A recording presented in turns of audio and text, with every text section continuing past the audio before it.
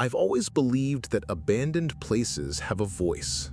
Not a ghostly one, but an echo, a story etched into the peeling paint and rusting metal. I'm a photographer, and my passion is urban exploration, finding the beauty in decay. It was this passion that led me to Blackwood Pines Sanatorium, a grim name for a place that was once meant to be about healing. It stood deep in a forest that was actively trying to reclaim it, miles from any main road. The wrought iron gates, twisted with rust and vines, were frozen half open, a silent invitation into a world of neglect. I parked my car on the dirt track and walked up the long, cracked driveway. The air was thick and still, smelling of damp earth, rotting leaves, and something else, something faintly medicinal and deeply unsettling, like a memory trapped in the air itself. The main building was a relic of Victorian ambition, all dark brick, sharp gables, and tall, empty windows that looked like vacant eyes. I pulled out my camera, the familiar weight of it a small comfort. The heavy oak front doors had been forced open long ago. Inside, I was greeted by a grand foyer.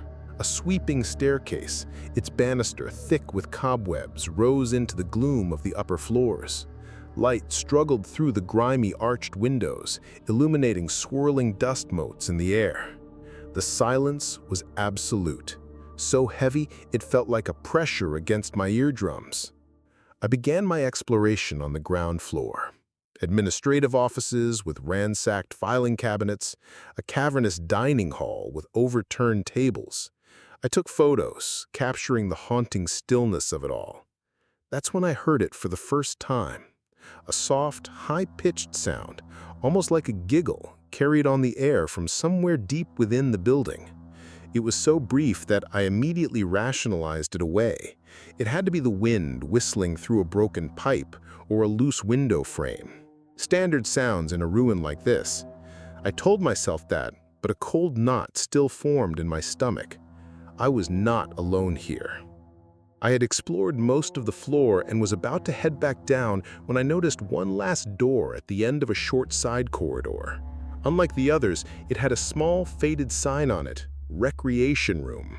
The door was slightly ajar, and a strange, musty sweet smell, like old crayons and paper, was drifting out. It was there, beyond that door, that my unsettling visit would turn into something I'd never forget. I took a deep breath and pushed it open. The hinges of the recreation room door shrieked in protest as I pushed it open. The room was large, with tall, barred windows that let in weak, gray light.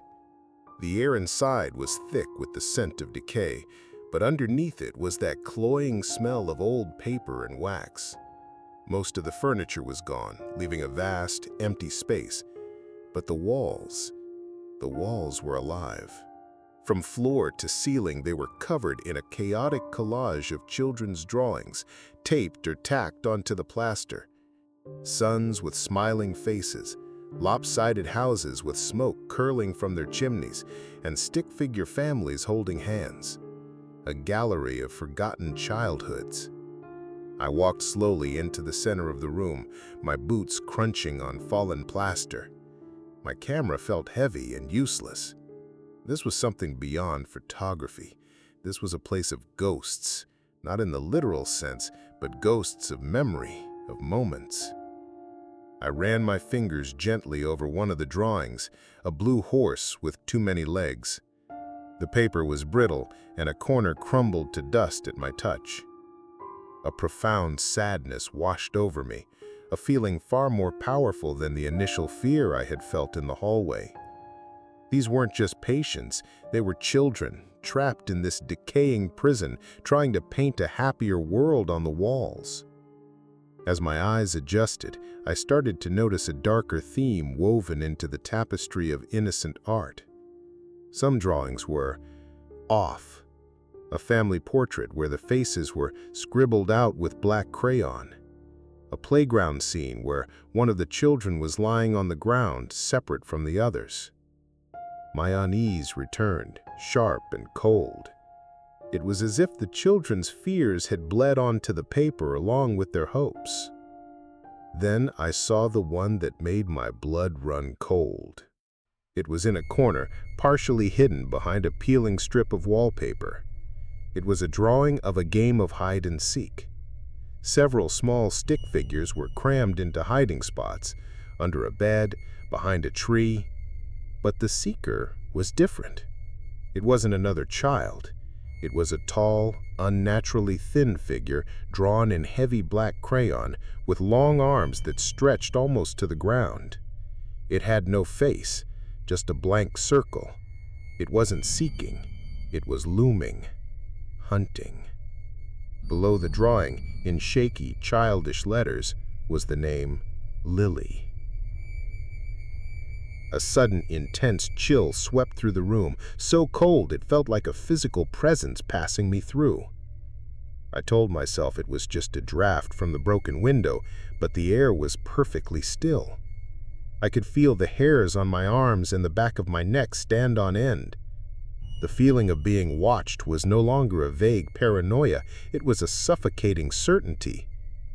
I felt like a new player who had just stumbled into a game that had been on pause for 50 years. I backed away from the drawing, turning to scan the empty room. My heart was a frantic drum in my chest. The silence seemed to have changed. It was no longer empty. It was expectant, listening.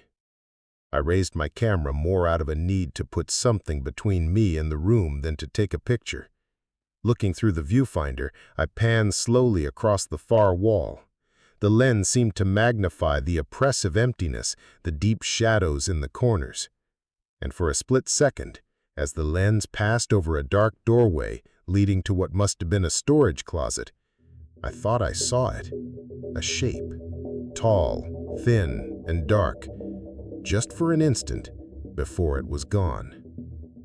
"Nope," I said aloud, my voice cracking. "That's it, I'm done." My resolve to explore had evaporated, replaced by a desperate, primal urge to flee. This place was sick. It wasn't just old, it was infected with a lingering sorrow that was starting to feel malevolent. I turned, my boots grinding on the gritty floor, and headed for the door. I took one step, then another, and then I froze. Behind me, from the center of the room I had just crossed, came a sound that was clear, deliberate, and absolutely impossible. Scrap.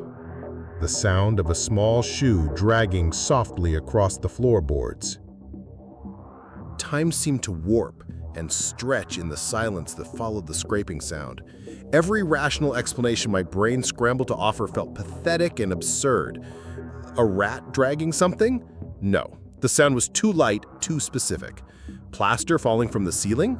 No, that was a crumble, not a drag. My body was locked in place, a statue of pure fear, my ears straining against the oppressive quiet, waiting for another sound that I prayed would not come. It felt like an eternity, but it was probably only a few seconds before I forced my legs to move. Slowly, deliberately, I turned around.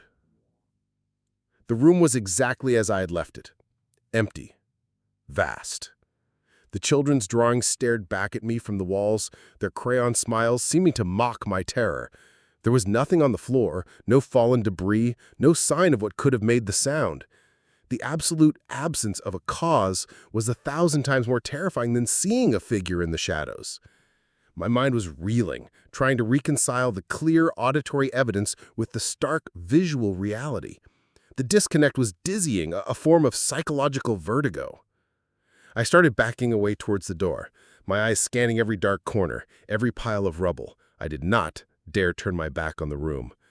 With each step backward, the sense of being a player in a game I didn't understand grew stronger. I felt like the seeker, and the silence was hiding something from me in plain sight.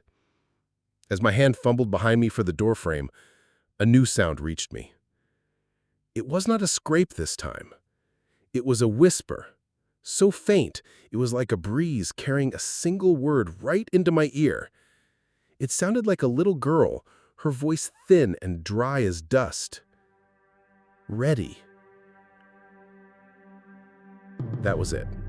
I didn't wait for another sound. I spun around and bolted from the room, my controlled retreat shattering into a frantic escape. The long, dark corridor stretched before me like a throat, ready to swallow me whole. Every creak of the floorboards under my running feet was amplified, echoing in the cavernous space, and my paranoid mind twisted each echo into the sound of someone running right behind me. I didn't look back. I couldn't. I was convinced that if I did, I would see that tall, faceless thing from the drawing, its long arms reaching for me. I clattered down the grand staircase, my hands sliding on the dusty banister, and burst through the main doors into the fading afternoon light. The fresh, damp air of the forest hit my lungs, and I gasped, leaning against one of the cold stone columns, my heart feeling like it was trying to beat its way out of my chest. I stood there for a long moment, just breathing, convincing myself I was out. I was safe. The sanatorium remained silent behind me, a dark monument to forgotten suffering. The walk back to my car was a blur. I kept glancing over my shoulder, half expecting to see a small figure standing at the edge of the woods, watching me leave. But there was nothing. Only the trees and the encroaching twilight. I threw my camera bag onto the passenger seat, fumbled with my keys, and started the engine with a roar that felt like a violation of the ancient silence. I didn't look back as I sped away down the dirt track. It wasn't until I was miles down the highway, with the streetlights of civilization starting to appear, that my adrenaline finally began to subside, replaced by a deep, bone-aching chill. I pulled over to catch my breath properly. Shaking, I reached for my camera bag, intending to check my equipment. As my fingers brushed against the black canvas, I felt an unfamiliar texture. I looked down. There, on the side of my bag, was a perfect handprint, outlined in the thick gray dust of the sanatorium. It was small, unmistakably the handprint of a child. I never looked at the photos I took that day. They're still on the memory card, locked away in a drawer. I've stopped exploring abandoned places. The beauty I once saw in decay is gone, replaced by the chilling echo of a game that never ended. Sometimes, when my house is quiet late at night, I can still hear that whisper, dry and faint, as if from a great distance. Ready. And I know, with a certainty that freezes my soul, that sooner or later, it will be my turn to seek.